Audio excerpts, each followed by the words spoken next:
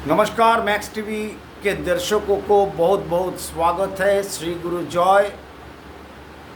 भारत बिकिनहम में पहुंच चुकी है, लेकिन एक कड़वा सच जो आप लोगों का सामने में आएगा, वो सुनने के बाद थोड़ा ये सच का कोई परिवर्तन वैसे नहीं हो रहा है। ये सच जो है, सच अभी भी जारी है और ये काफ़ी डराने वाला, चौंकाने वाला ये चीज़ है जो भारत की टीम के लिए खतरे की घंटी है। अब क्या है वो सच, उसको लेकर के बात करेंगे। ये वीडियो को अगर आप लोगों को पसंद आए, आप लोग शेयर कीजिएगा, लाइक कीजिएगा, कमेंट्स कीजिएगा और चैनल को सब्सक्राइब करते रहिएगा जैसे कि आप लोग करते जा रहे हैं। तो कड़वा सच जो है एक आंकड़ा है। आंकड़ा कोई मानने के लिए तैयार होता है, कोई मानने के लिए नहीं तैयार होता है, लेकिन आंकड़ा तो आंकड़ा होता है। आंकड़ा तो कभी गलत नहीं बताता। आंकड़ा ये बताता है कि 28 मैचेस में उसमें से 26 मैचेस हम लोग चेस करते हुए हारे हैं।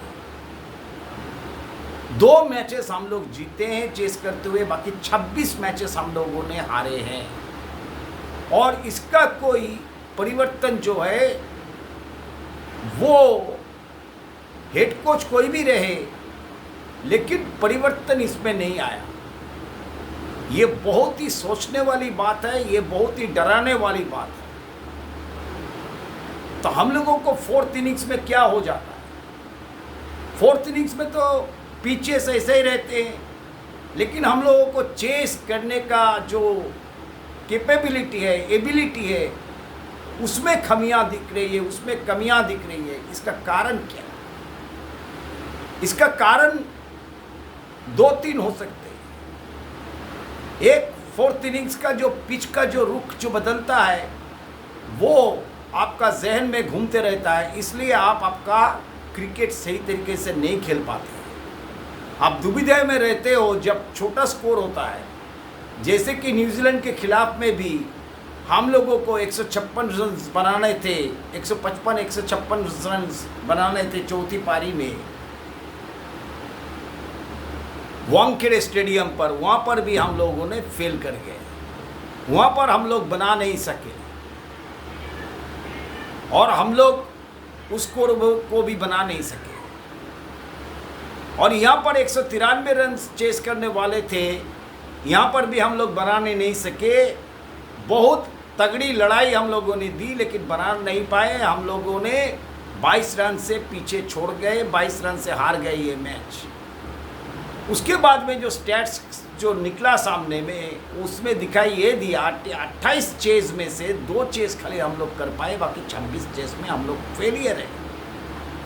ये रवि शास्त्री कोच हो, चाहे राहुल द्रविड़ कोच हो, चाहे गौतम गंभीर कोच हो, इसमें कोई परिवर्तन हुआ नहीं। इसका कारण जैसे कि मैंने बताया, पहला कारण है कि हम लोगों को 4th इनिंग्स का पिच का बारे में हम लोग ज़्यादा सोच रहे हैं।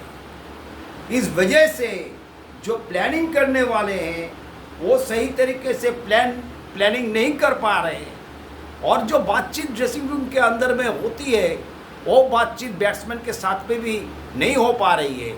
और बैट्समैन के पास भी कुछ क्लैरिटी नहीं है कि इस चेस को अगर चेस करने के लिए हम लोग जाएं तो किस तरीके का प्लानिंग होना चाहिए, किस तरीके से बल्लेबाजी करना चाहिए, क्या हम लोगों को डिफेंसिव लेना चाहिए, क्या हम लोगों को नॉर्मल क्रिकेट खेलना चाहिए, पिच में अप्स एंड डाउन्स है, ये है, पिच का बारे में क्या हम लोग ज़्यादा सोच करके उसमें हम लोग ढाल नहीं पा रहे हैं अपने आप को। ये बहुत बड़ा सवाल है, पहला सवाल। दूसरा सवाल, हर वक्त आप टॉस जीत नहीं सकते। टॉस जीतने से भी आप सही फैसला लेंगे इसका कोई मतलब है नहीं, क्योंकि शुभमन गिल के तीनों टेस्ट में अगर आप देखिए, जब रवि शास्त्री ने उनसे पूछा कि आप अगर टॉस जीतते तो क्या करते, और तीनों ही जो पहले 2 जगह तो उन्होंने कहा कि मैं भी पहले गेंदबाजी करता, और तीसरे बार उन्होंने बोला कि मैं श्योर नहीं हूँ क्या करता मैं।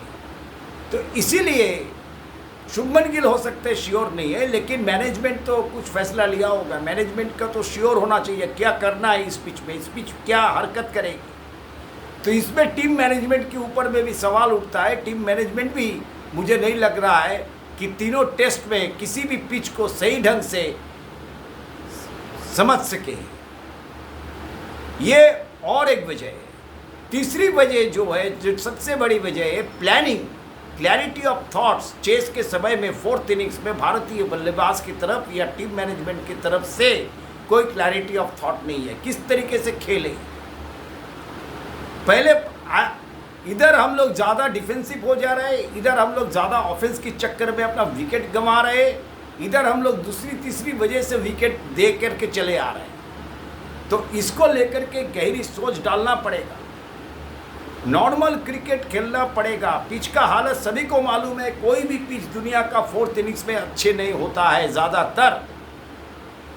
ज़्यादातर पिचेस जो होते हैं वो खराबी होते हैं, उसमें अप एंड डाउन रहते हैं, उसमें ऊपर नीच होता है, उसमें स्पिन भी हो सकता है, कुछ भी हो सकता है। इसलिए उसके बारे में ज़्यादा अगर हम लोग सोचेंगे तो हम लोग का बैटिंग स्ट्रैटेजी जो है वो सही नहीं होगा। इसलिए उसको लेकर के गहरी चिंतन होना चाहिए, क्लैरिटी ऑफ थॉट बैट्समैन के पास में होना चाहिए। उसको लेकर के बात करना चाहिए कि हम लोग वानखेड़े में भी हारे, हम लोग यहाँ पर भी हारे, तो हम लोग छोटी छोटी चीज़ चेज नहीं कर पा रहे हैं। हम लोग का पास में काबिलियत है, फिर भी हम लोग फेल कर रहे हैं। कारण यही है, क्लैरिटी ऑफ थॉट नहीं है। तो प्लानिंग सही तरीके से नहीं कोई कर रहा है, किसको किस ढंग से खेलना है वो कोई ठीक तरीके से सोच नहीं रहा है। अगर सोच रहा है तो उसका एग्जीक्यूशन सही ढंग से नहीं हो रहा है। ये बहुत ही डराना किस्म का आंकड़ा है, ये आप लोगों तक पहुंचाना ज़रूरी था।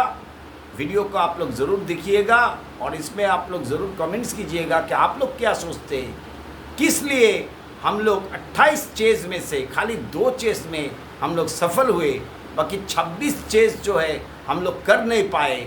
वानखेड़े में भी कर नहीं पाए थे, यहाँ पर भी कर नहीं पाए, ये रवि शास्त्री के वक्त पर भी नहीं बदला और ये राहुल द्रविड़ का वक्त में भी नहीं बदला था। एक छोड़ करके जहाँ पर हम लोग ज़्यादातर सेकेंड इनिंग्स में बल्लेबाजी पहले के ज़माने में अगर आप देखेंगे पीछे की तरफ इतिहास को मुड़ के देखेंगे, ज़्यादातर हम लोग पहले पारी में लड़खड़ाते थे, लेकिन दूसरी पारी में हम लोग बहुत अच्छा बल्लेबाजी करते थे। लेकिन यही अभी उल्टा हो रहा है। तो इसको लेकर के सोचना चाहिए, सही तरीके से क्लैरिटी ऑफ थॉट्स होना चाहिए।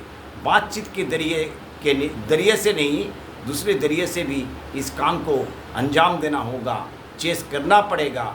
और छोटे चेस के लिए किस तरीके का प्लानिंग करना है, किस तरीके से बैट्समैन को खेलना है, ये बैट्समैन को भी सोचना पड़ेगा और टीम मैनेजमेंट को भी सोचना बहुत ही ज़रूरी है।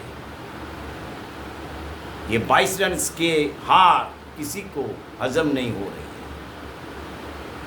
तो ये वीडियो अगर आप लोगों को अच्छा लगे तो आप लोग ज़रूर इसमें कमेंट्स करके बताइएगा आप लोग क्या सोचते हैं, क्या कारण है कि हम लोग 26 चेज़ में फेलियर हुए, 2 ही चेज़ हम लोग खाली कर पाए, उसका कारण क्या है, कितना आप लोग सहमत हैं।